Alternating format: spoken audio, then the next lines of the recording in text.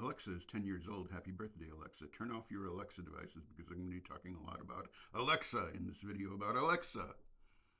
What Alexa was supposed to do was to turn your home environment into the Star Trek computing environment where you could just tell Alexa what to do from any part of the place you live and have it do useful things, like buy stuff, it was hoped.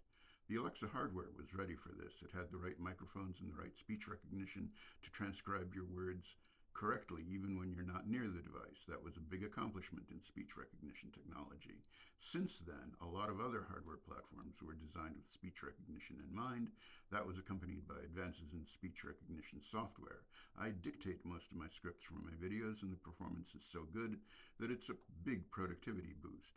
And it very seldom costs me time for correcting errors. That was the big problem with speech recognition back in the day. What we don't have, however, is a bridge between recognizing a series of words and performing non-trivial actions on devices that should be tightly integrated into a voice control environment.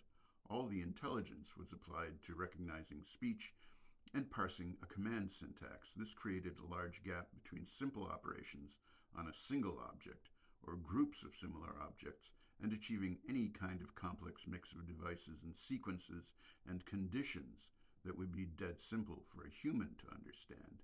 In other words, a factory where each operation could be controlled by voice isn't an automated factory unless multiple operations plus sensor information can be combined to perform several steps of a manufacturing process, including when to change parameters, for example, paint color or upholstery materials in a car factory.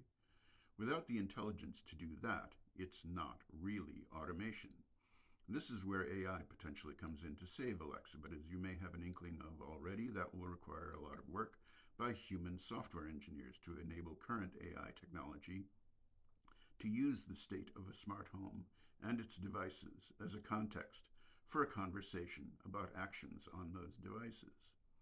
This is a plausible target for neural network-based generative AI technology.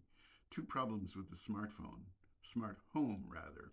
One, that while it understands English language words, the command syntax of systems like Alexa requires a stilted and precise sequence of words to accomplish complex operations. In other words, it becomes more work to get a command right than it is to use a series of simple commands or just physically flip a switch. The ability of generative AI to make sense of what feels like free-form speech language, spoken language, shows the potential to smooth out these rough edges. The other problem that AI technology will help with is creating the scripts for complex operations.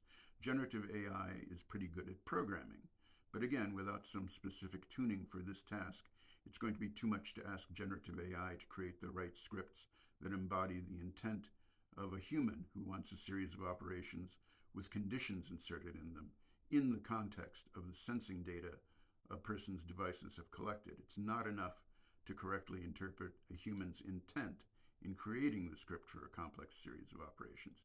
It's got to be able to do that on demand as needs change. In other words, a voice assistant doesn't become a real assistant if you've got to stop, train, edit, and test new sequences of commands. This will be a good test of the usability of AI. The goals are near enough to reach them while being challenging enough to be an interesting result, one way or the other. But, if you have this, will you buy more stuff?